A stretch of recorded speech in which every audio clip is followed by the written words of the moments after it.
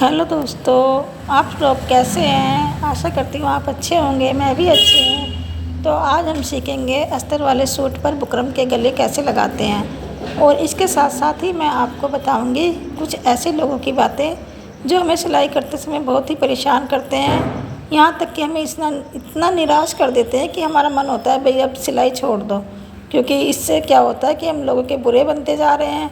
क्योंकि हम किसी का देखिए, कुछ लोग होते हैं कि एक बार हमसे कपड़े सिलाने आते हैं तो वो एक तो नया सूट सिलाएंगे और 4 सूट वो ऐसे ही ले आएंगे अपने पुराने, कि ये यहाँ से टाइट हो गया, यहाँ से ढीला हो गया, अब इसको यहाँ से कर दो, उसको वहाँ से कर दो। तो दोस्तों, इतना टाइम हमारे पास कहाँ होता है कि हम अल्टर करते फिरें। और चलो, अगर एक ही बार आए कस्टमर तो उसका कर भी दो, लेकिन अगर आप एक बार उसका काम कर दोगे तो वो दोबारा फिर आएगा, तिबारे भी आएगा। वो इतनी बार आएगा, यहाँ तक कि अपने पड़ोसियों को भी लेकर आएगा कि भाई वहाँ चलो, वो तो ऐसे ही बेचारी कर ही देती हैं, सिलाई लगा ही देती हैं। तो इस तरह से क्या होगा कि हमारे पास समय नहीं होगा, बिल्कुल भी समय की इतनी कमी पड़ जाएगी कि हम कस्टमर के कपड़े नहीं दे पाएंगे। एक ही कस्टमर के 4 कपड़े होंगे तो एक कपड़ा नया सिलेंगे और 3 कपड़े हम उसके ऐसे ही फालतू में करके देंगे। तो भाई इतना समय कहाँ होता है हमारे पास। हम भी काम करने के लिए बैठे हैं, हम भी अपना काम, घर का काम किसी तरह से मैनेज करते हैं और फिर समय निकाल कर हम सिलाई करते हैं। तो इतना समय तो हमारे पास नहीं होता है कि भाई हम इतना समय उनको दे पाएँ। तो ऐसे ग्राहकों को से हमें शुरू में ही हाथ जोड़ लेने चाहिए कि भाई देखो भाई, मेरे पास इतना समय नहीं होता है कि मैं आपके ये पुराने कपड़ों पर सिलाई लगा सकूं। तो उससे क्या होगा कि वो एक ही बार में उसकी समझ में आ जाएगा कि भाई वो तो हमारा काम ये ऐसे पुराने कपड़ों का काम नहीं करती हैं। तो दोबारा वो नेक्स्ट टाइम में आपके पास ऐसा काम लेकर आएंगी ही नहीं। और अगर आपने उनका एक बार ऐसे काम कर दिया, फ्री में काम कर दिया मतलब, तो वो दोबारा भी लेके आएंगी, तिबारे भी लेके आएंगी। वो आपको इतना परेशान कर देंगे, इतना परेशान कर देंगे कि आपका सिलाई पर से मन ही हट जाएगा। आपका मन करेगा भाई, अरे भाई सिलाई छोड़ो भरे। वो कभी कोई रिश्तेदार आ जाता है कपड़े सिलाने, तो चलो वो तो हमारे रिश्तेदार हैं भाई, उनका हमें करना पड़ता है काम। कभी उनको हमसे काम पड़ जाता है, कभी हमें उनसे काम पड़ जाता है, तो वो तो एक अपनी अलग बात हो गई। लेकिन जो काम हम करने बैठे हैं तो उसको तो हमें उसी तरीके से करना चाहिए ना, जिससे हमें कुछ फ़ायदा भी हो।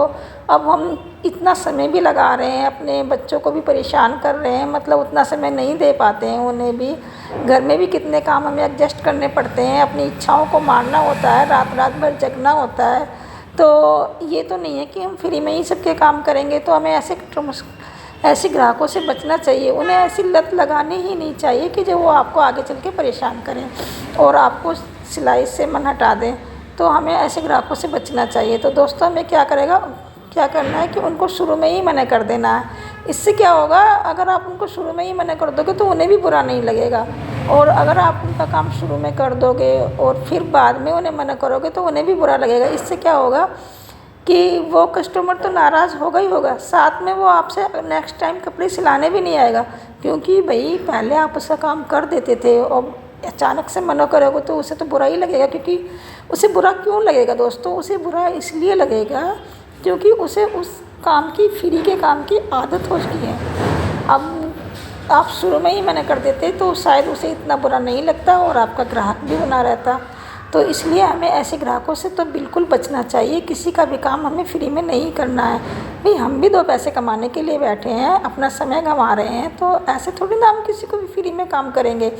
तो देखिए, मैं भी कपड़े सिलती हूँ, तो ये मैं अपने एक्सपीरियंस से बता रही हूँ, क्योंकि मेरे को काफ़ी टाइम हो गया है कपड़े सिलते सिलते।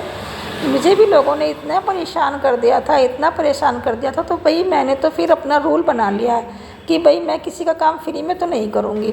हाँ, पैसे लेके मैं काम कर देती हूँ कि भाई चलो इतने पैसे लगेंगे, 100 रुपये लगेंगे, किसी काम के 100 रुपये लगते हैं, किसी काम के 50 रुपये लगते हैं। तो उससे भी क्या होता है कि चलो ग्राहक भी हमारा नाराज़ नहीं होता है और वो पैसे हमारे किसी काम में भी आ जाते हैं। तो ऐसे हमारे जो रूटीन है वो बना रहता है। तो हमें बिल्कुल ध्यान रखना है इस बात का, किसी का भी काम फ्री में नहीं करना है। अपने ग्राहकों को शुरू में ही ऐसी लत नहीं लगानी है कि भाई वो आगे चल के हमें परेशान करें। और इतना समय कहाँ होता है मेरे पास, बताओ। जो लेडीज़ ऑफिस जाती हैं उनको तो ये है कि भाई ऑफिस में आए और घर पर आकर बैठ गए कि भाई हम तो काम करके आए हैं। लेकिन हम जो हाउस वाइफ होती हैं उन्हें कितनी दिक्कतें होती हैं। भाई मैं भी एक हाउस वाइफ हूँ और साथ ही साथ सिलाई का भी काम करती हूँ। लेकिन जो घर पर काम करते हैं दोस्तों, उसको कोई काम में गिनता ही नहीं है। सब कहते हैं आप पूरे दिन फ्री तो रहते हो, आप करते ही क्या हो। और वो तो हमें पता है ना कि हम क्या करते हैं। जो बाहर काम करने जाते हैं वो तो फिर भी थोड़ा रेस्ट कर लेते हैं कि घर पर आकर भी हम काम करके आए, अब हमारी छुट्टी हो गई है तो हम रेस्ट करेंगे। लेकिन हम हाउसवाइफ जो होती हैं उन्हें तो बिल्कुल टाइम नहीं होता, उनको तो रात के 10 बजे तक तो वह ऐसे ही घर के कामों में लगी रहती हैं। और जो हम सिलाई वगैरह करते हैं भाई, उनको तो रात में भी जगना पड़ता है, पहले घर का काम करती हैं, फिर समय निकाल कर वो कुछ रात में सिलाई करती हैं, कुछ दिन में करती हैं, तब जाके हो पाता है। और उसमें कुछ ऐसे ग्राहक आ जाएं जो हमें इतना परेशान करें कि भाई हमारा सिलाई से मन हट जाए, तो हमें ऐसे ग्राहकों से शुरू में ही हाथ जोड़ लेने हैं कि नहीं भाई, मैं किसी का काम भी फ्री में नहीं करती हूँ, अगर आपको कराना है तो उसके आपको पैसे देने होंगे। इससे क्या होगा, उन पैसों से हमारे कितना काम चलेगा, किसी न किसी काम में वो हमारे पैसे आएंगे, और जो हमारा समय लगेगा उन कपड़ों को सही करने में, तो वो भी हमारा हमें भी ऐसा नहीं लगेगा कि भी हम किसी का काम फ्री में कर रहे हैं। और इससे क्या होगा कि दोस्तों, वो आपके पास ऐसा काम कम आएगा जिससे कि आपको समय भी देना पड़े और कुछ पैसे भी हासिल ना हो। तो हमें ऐसा काम नहीं करना है, हमें शुरू में ही अपने ग्राहकों को ऐसी आदत नहीं लगानी है जिससे कि हम बाद में जाके परेशान हों।